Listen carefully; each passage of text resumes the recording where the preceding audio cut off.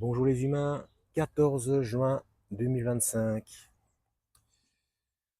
Dans la playlist Jésus l'enquête, épisode numéro 52.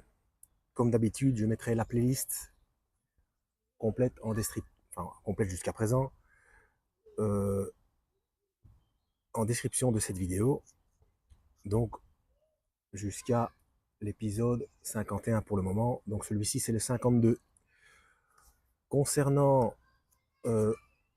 Jean Stone, l'auteur de cet ouvrage, il y a des informations le concernant dans l'épisode numéro 30.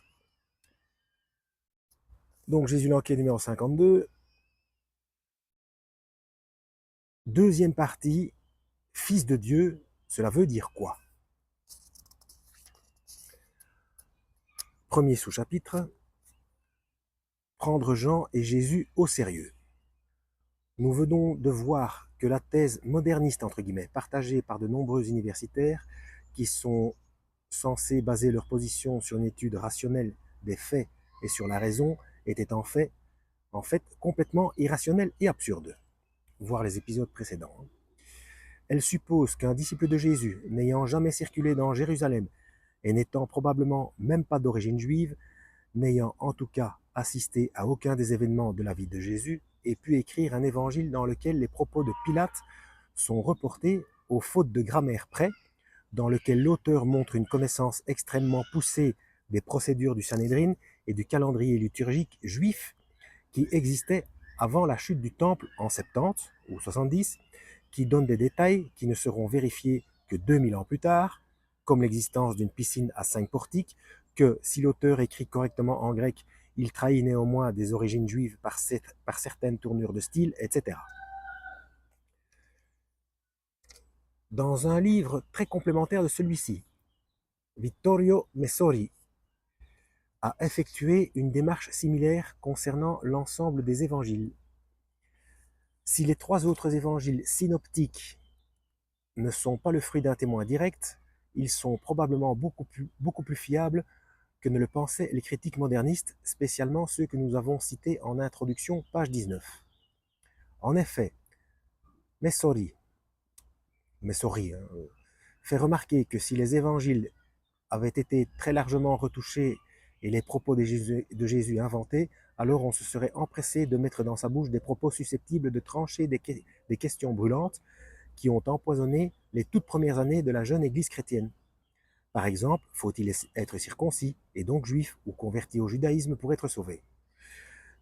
Jésus n'ayant rien dit à ce sujet, cela générera des tensions très fortes entre les premiers disciples, comme nous l'avons vu, voir page 136 à 140. Saint Paul, dans ses lettres, insiste sur la différence entre ce qui est un ordre, entre guillemets, donné par le Seigneur lui-même. Par exemple, un homme ne doit pas quitter sa femme, le mariage est indissoluble, et ce qui est son avis personnel. Si son mari décède, l'épouse doit-elle se remarier ou non? Jésus n'ayant rien dit à ce sujet, Paul précise qu'à son avis, elle devrait rester veuve, montrant ainsi la différence abyssale qui existe pour les tout premiers chrétiens, car Paul écrit ses lettres 25 ans après le départ de Jésus, entre les ordres du Seigneur et les avis personnels. Ça se trouve dans Vittorio Messori, Hypothèse sur Jésus, Mamé, ça doit être la maison d'édition, ça, M-A-M-E, 1979 ou 79, page 178 ou 178. J'ai publié une analyse de cet ouvrage et il y a un lien informatique. Donc, comme à mon habitude, je vais essayer de vous le montrer pour ceux que ça intéresse, qui veulent faire des recherches plus poussées. Voilà.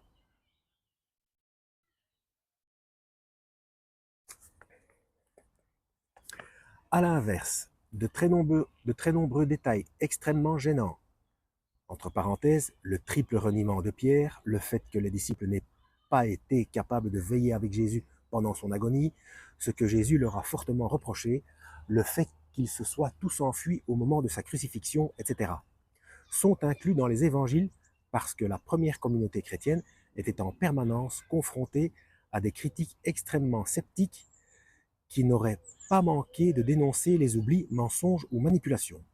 Tout cela plaide en faveur de l'existence d'un important bloc central, entre guillemets, de faits et de propos de Jésus qui auraient été parfaitement préservés. Nous avons vu que la thèse du canal historique est tout aussi absurde. La Reine Blanche disait à Alice, dans le célèbre conte de Lewis Carroll, qu'elle s'entraînait à croire 6 choses impossibles avant le petit déjeuner. Pourquoi 6?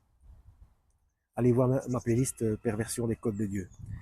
Mais pour croire que Jean, fils de Zébédée, est le disciple bien-aimé, auteur du 4e évangile, vous devez croire au moins 12 choses impossibles. En effet, vous devez croire que le fils de Zébédée est le disciple bien-aimé, alors que rien dans les évangiles synoptiques ne permet de penser cela, et surtout que ces mêmes évangiles montrent qu'à au moins 3 moments essentiels, le fils de Zébédée ne comprend absolument pas l'enseignement de Jésus. Que l'auteur du 4e évangile est un Galiléen, alors que tout indique qu'il est un Judéen. Que le fils de Zébédée, quand il rédige, a oublié l'existence de son frère Jacques, dont il était totalement inséparable. Que Jésus a fait, entre guillemets, du fils de Zébédée le fils de Marie, sa mère, alors que la mère du fils de Zébédée était présente à côté, et cela sans que cette femme très possessive ne dise rien. Que le fils de Zébédée n'a pas le même calendrier que tous ses compagnons galiléens. Que le fils de Zébédée venait lui-même livrer son poisson au grand prêtre, alors qu'aucun pêcheur de Galilée ne venait faire de telles livraisons. Que le fils de Zébédée passait ses nuits à Jérusalem pour écouter Jésus discuter avec des membres du Sanhédrin comme Nicodème, à l'insu de tous les autres apôtres. Que le fils de Zébédée était connu du grand prêtre, alors que c'est un homme du peuple sans instruction, entre guillemets. Que le grand prêtre ne semble absolument pas connaître quand il comparaît devant lui en Actes chapitre 4, verset 13. Que Papias parle du fils de Zébédée en même temps au présent et au passé dans la même phrase. Que Jean, fils de Zébédée, ne sait même pas où il habite, dans l'hypothèse où la scène aurait eu lieu dans la maison de son père Zébédée, que son père Zébédée aurait possédé à Jérusalem. Que Polycrate n'a pas mentionné qu'il est l'un des 12 apôtres dans le passage où c'était le moment le plus important de toute son existence pour mentionner un tel fait, puisqu'il s'agissait de montrer face au pape et à l'Église latine l'importance des sources de la tradition qu'il représentait. Et que saint Irénée ait pu croire que Jean, fils de Zébédée, était le disciple bien-aimé, alors qu'il sait pertinemment que Papias parle du fils de Zébédée au passé et que Papias a rencontré le disciple bien-aimé. Nous avons donc ébauché le profil de ce disciple bien-aimé, fils d'une grande personnalité de Jérusalem, ayant ses entrées non seulement chez le grand prêtre, mais aussi au Sanhédrin, dont il est informé des propos qui s'y tiennent lors des réunions à huis clos, qui a rencontré Jésus en privé de nombreuses fois, sans les 12, mais a aussi assisté à des rencontres où on a organisé entre Jésus et des membres, entre guillemets, ouverts du Sanhédrin, tels que Nicodème. La question qui reste maintenant est bien sûr celle de la valeur de son témoignage. Les évangiles dits de Thomas et de Matthieu sont censés également être des évangiles écrits par des témoins directs, mais absolument rien ne permet de le prouver. L'évangile de Matthieu n'est pas différent de celui de Marc ou de Luc, qui ne sont pas des témoins directs, et il parle de Matthieu à la 3e personne, comme de n'importe quel des autres apôtres. Quant à l'évangile de Thomas, la préface, entre guillemets, insistant sur le fait que c'est Thomas qui aurait recueilli ces paroles est destinée, comme dans beaucoup d'autres textes apocryphes, à leur donner une crédibilité. Donc, pour ceux qui ne connaissent pas ma chaîne, allez voir ma playlist l'évangile de Thomas. Et en règle générale, si vous êtes nouveau sur la chaîne, ne vous fiez pas à une seule vidéo, allez voir mes playlists, je traite de tout un tas de sujets très différents. Nous avons vu ici que c'est complètement différent avec le témoignage du disciple bien-aimé. Nous avons toutes les preuves qu'il a bien été un témoin direct des événements. Pourquoi donc ne pas lui faire confiance et postuler à titre d'hypothèse que toutes les paroles de Jésus qu'il rapporte sont authentiques? Puisque nous savons qu'en tant que témoin direct, il répugne très fortement à raconter des choses auxquelles il n'a pas assisté. Par exemple, rien sur l'entrevue entre Jésus et Caïphe après son entrevue avec Anne, à laquelle il a assisté, Rien sur l'agonie au Jardin des Oliviers, la transfiguration et bien d'autres choses encore, comme nous l'avons détaillé. Tiens, oui, c'est vrai, j'avais pas pensé à ça.